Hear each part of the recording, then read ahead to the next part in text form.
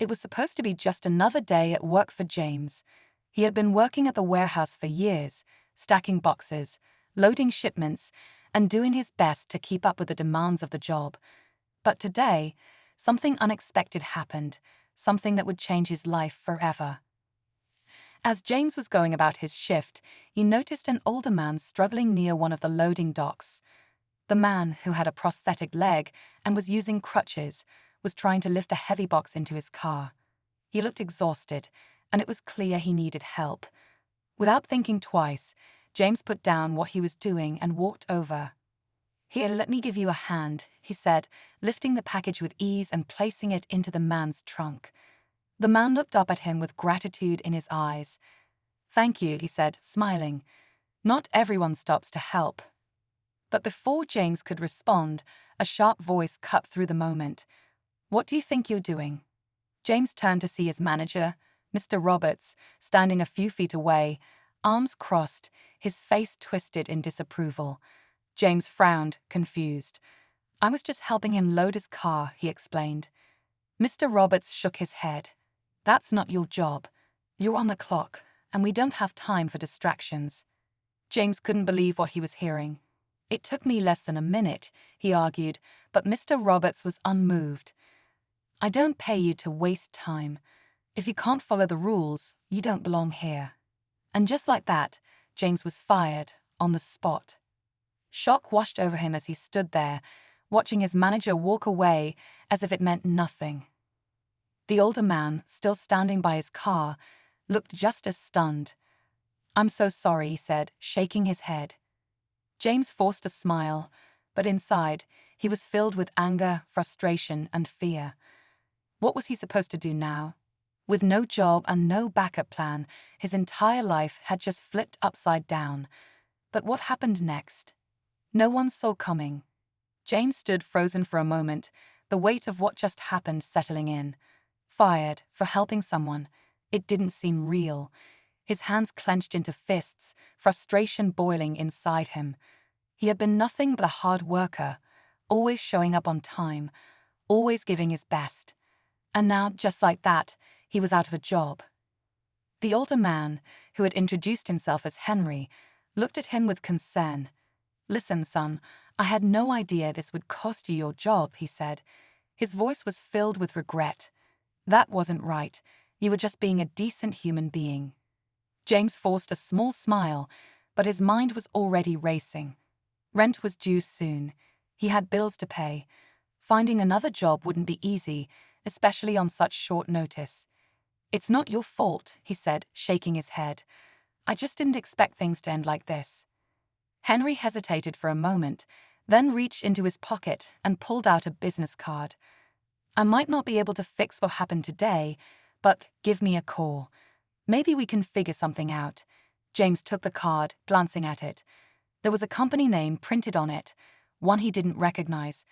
But before he could ask any questions, Henry was already getting into his car. "Take care, son," he said before driving away. James sighed and looked back at the warehouse one last time. Some of his co-workers were watching from a distance, their faces filled with sympathy but also fear. No one wanted to be the next person fired. That was just how things worked here. As he walked to his car, his phone buzzed. A text from his sister popped up. "K, how's work? Hope your day's going okay, *." James stared at the screen, debating whether to tell her the truth. Instead, he shoved his phone back into his pocket. Right now, he needed to figure out his next move. He had no idea what was coming next, but something told him his life was about to change in ways he never expected. James sat in his car, staring at the business card Henry had given him. His mind was clouded with frustration, but underneath it, there was something else, curiosity. Who was Henry? And why did he think he could help? James turned the card over in his fingers, debating whether to call. But before he could decide, another thought hit him, his landlord. Rent was due in just a few days, and now without a job, he had no way of paying it. Taking a deep breath, he pulled out his phone and scrolled to his landlord's number. Maybe he could buy himself some time. Just as he was about to call, a knock on his car window startled him. He turned to see one of his co-workers, Marco, standing there, looking uneasy. James rolled down the window. "Hey," he said. Marco glanced around before leaning in slightly. "Man, that was messed up," he said in a hushed tone. "Firing you like that, just for helping someone. That could have been any of us." James nodded. "Yeah, well, Roberts made it clear he doesn't care." Marco hesitated before speaking again. "Look, I don't know if this means anything, but you're not the first. A couple of guys got let go recently for weird reasons too. No warnings, nothing. Just gone." James frowned. "What do you mean?" Marco glanced back at the warehouse, then lowered his voice. "I mean, something's off. There's been extra shipments coming in late at night. Stuff we're not even supposed to handle. A few of the guys started asking questions, and next thing you know, boom, they're fired." James's stomach tightened.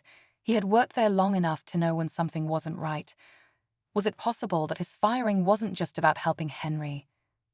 Marco straightened up. "Look, I gotta get back before Roberts notices, but be careful, man." With that, he walked off, leaving James with even more questions than before. He looked down at the business card in his hand, then back at the warehouse. Something told him he hadn't just lost his job, he had stumbled into something much bigger than he realized. James couldn't shake the feeling that something was seriously wrong. The more he thought about what Marco had said, the more everything started to feel connected. The sudden firings, the mysterious late-night shipments. Was there something going on at the warehouse that he wasn't supposed to see? And had his decision to help Henry just been a convenient excuse to get rid of him? His grip tightened around the steering wheel as he stared at the warehouse in his rearview mirror. He had spent years working there, believing it was just another job, but now he wasn't so sure. His heart pounded as he finally made a decision. He needed to know the truth. Instead of going home, he parked a few blocks away and waited. As the sun set, workers started leaving for the night, but a few cars stayed behind. James recognized one of them immediately, Mr. Roberts. Hiding in the shadows, he made his way around the back of the warehouse. The loading dock, usually quiet at this hour, was anything but. A truck was backed in, and a few men, ones he didn't recognize, were moving boxes quickly and quietly. This wasn't a normal shipment. Something was being moved in secret. James took out his phone, trying to get a picture, but before he could focus, a voice cut through the silence. "What do you think you're doing?" His stomach dropped. He turned slowly to see Mr. Roberts standing there, arms crossed, a smirk on his face. "Did you really think you could just show up and figure everything out?" James swallowed hard. He had been caught, but he wasn't going to back down. "What's going on here?" he asked, trying to keep his voice steady.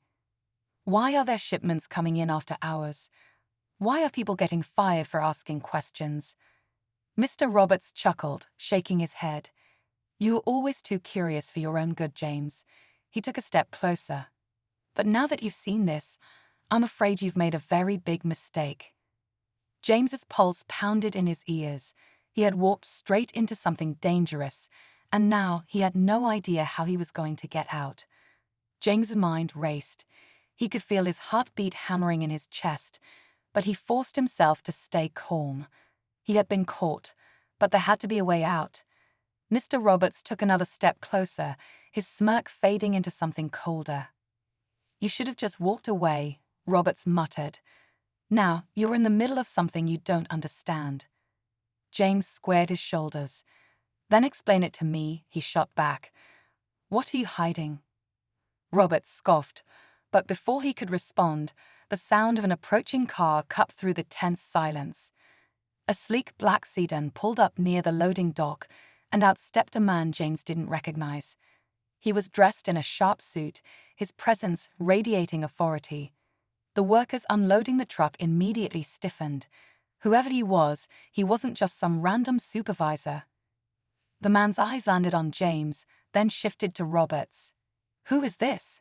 His voice was calm, but there was an edge to it, like he was used to being in control.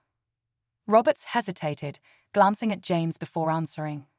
"Just a former employee who didn't know when to quit." The man studied James for a long moment before turning to the workers. "Finish up quickly. We don't need any more loose ends."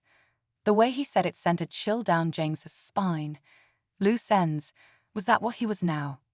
James knew he had to think fast. If he didn't get out of here soon, there was no telling what would happen next. He took a small step back, ready to run, but the suited man's voice stopped him. "You're already involved, so let's make this simple," he said, walking toward James. "Either you forget everything you saw tonight and walk away, or you don't walk away at all." James clenched his fists. Every instinct screamed at him to leave, but something told him that this went deeper than just a few late-night shipments. He had stumbled onto something big, something dangerous, and if he left now, he might never get another chance to expose it. But did he really want to take that risk? James's pulse pounded as he weighed his options. He could turn and walk away, pretend none of this ever happened, and go back to searching for another job. Or he could stand his ground and risk everything. His gut told him the truth. Walking away wouldn't mean safety. It would only mean silence. Before he could respond, another voice cut through the tension. "I wouldn't do that if I were you." James turned sharply to see Henry stepping out of the shadows. His crutches clicked against the pavement as he approached, but there was something different about him now. He wasn't just an ordinary man needing help. He carried himself with confidence, like someone who knew exactly what he was walking into. The suited man's eyes narrowed. "You," he muttered. Henry let out a small chuckle. "Didn't expect to see me again, did you?" He turned to James. "I tried to warn you, kid. You stumbled into something bigger than a few shady firings." James's breath caught. "You knew about this?" Henry nodded, his expression serious. "I used to work with them. Until I found out what was really going on." He turned back to the suited man. "Smuggling, money laundering. How long did you think you could keep this up?" The man's jaw tightened. "You shouldn't have come back." Henry tilted his head slightly. "And you shouldn't have fired the one guy decent enough to help someone in need." Before anyone could react, flashing red and blue lights flooded the area. The distant sound of sirens grew louder, cutting through the night. James felt his stomach drop as police cars screeched to a stop, officers pouring out with their guns drawn. The suited man's face darkened. "You set us up," he said through gritted teeth. Henry shrugged. "Took me a while, but I finally had enough proof, and thanks to James, I had exactly what I needed to bring you down." James looked at Henry in shock, then back at the scene unfolding around him. Roberts and the suited man were being handcuffed, their operation crumbling before their eyes. He had lost his job, but somehow he had gained something far more important: the truth. As Henry patted him on the shoulder, James let out a shaky breath. He had walked into the unknown, taken a risk, and now everything had changed. But one question still lingered in his mind. Who exactly was Henry? And what other secrets did he know? James stood there, still trying to process everything that had just happened. The flashing police lights reflected off the pavement as officers secured the area, loading Roberts and the suited man into the back of a patrol car. The entire operation had crumbled in front of him, but the weight of the moment still hadn't fully hit. He had only wanted to do the right thing, to help someone in need, and somehow that had led to uncovering something much bigger than he ever expected. Henry let out a small sigh, adjusting his crutches. "You did good, kid," he said, watching the officers take away the last of the men.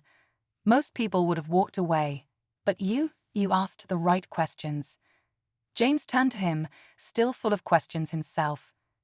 "Who are you really?" Henry gave him a small smirk. "Just someone who made a few mistakes and wanted to set things right." His gaze softened. "People like Roberts, they take advantage of the ones who can't fight back. I used to be part of it, but I got out, and I've been trying to make things right ever since." James nodded slowly. Everything started to make sense. Henry hadn't just been some random man needing help. He had been watching, waiting for the right moment to strike. And James, He had just been the one who happened to care enough to get involved. As the last of the officers drove away, Henry turned to leave, but before he did, he handed James a folded piece of paper. "If you ever need anything," he said, "give me a call." Then, without another word, he disappeared into the night. James unfolded the paper, revealing a simple phone number. He exhaled, realizing that this wasn't just the end of something, it was the beginning of something new. He had lost his job, but in the end, maybe it had led him exactly where he was meant to be.